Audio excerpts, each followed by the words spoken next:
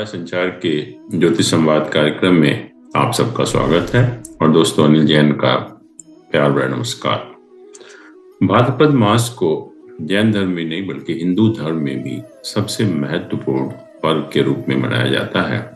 और जैसा हमने बताया था पिछले सप्ताह कि आजकल जैन श्वेतांबर समाज पर्युषण पर्व मना रहा है तथा जैन दिगंबर समाज 10 लक्षण पर्व और हिंदू धर्म में गणेश चतुर्थी पर्व अब 19 सितंबर से 28 सितंबर तक मनाया जाएगा।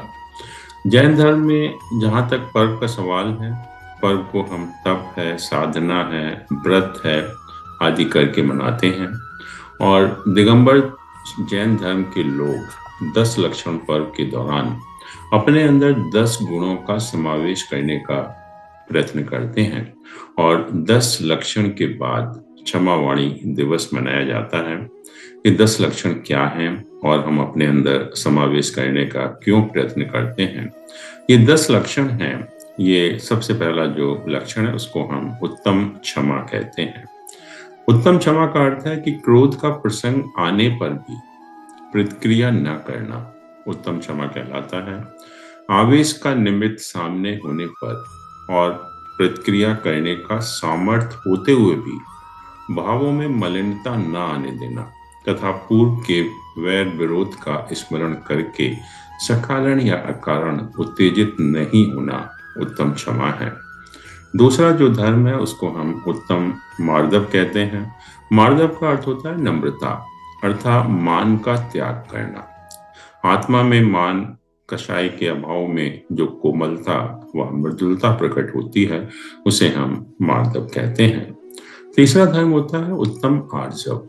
आर्जव का अर्थ होता है सरलता, कपट रहित होना या माया, दंभ, ठगी आदि का त्याग करना आर्जव धर्म कहलाता है। उसके बाद जो चौथा धर्म है उसको हम उत्तम शौच कहते हैं। शौच का अर्थ होता है निर्लोभिता, लोभ पर विजय प्राप्त करना व पौद्गलिक पदार्थों पर आसक्ति न करना शौच धर्म कहलाता है।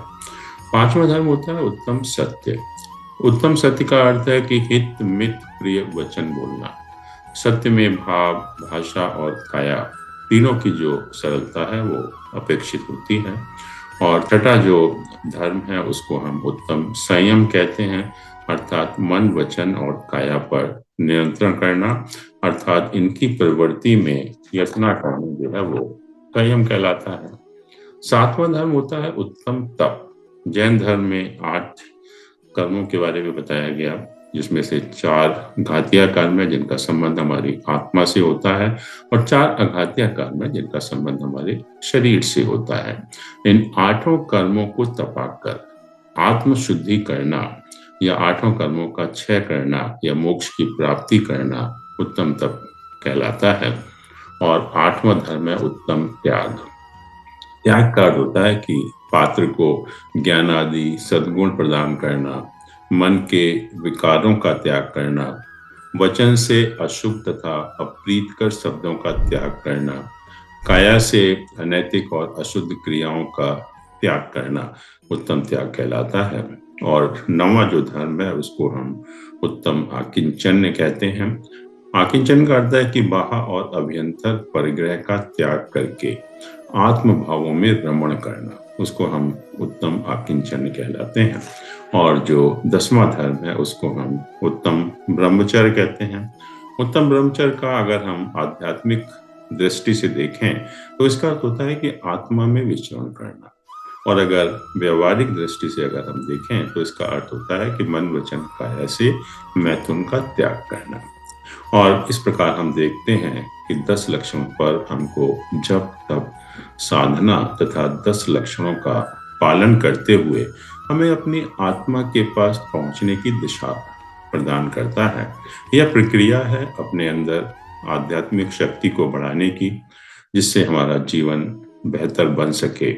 और अगर आज की जरूरत भी है, क्योंकि आज जिस युग से हम गुजर रहे हैं, जिस वातावरण से हम गुजर रहे हैं, तो अगर हर व्यक्ति इन 10 धर्मों का पालन करेगा तो निश्चय ही हमारा जीवन बहुत शांतिमय हो सकता है, बहुत बेहतर हो सकता है और जीवन में सुख समृद्धि की हम प्राप्ति कर सकते हैं।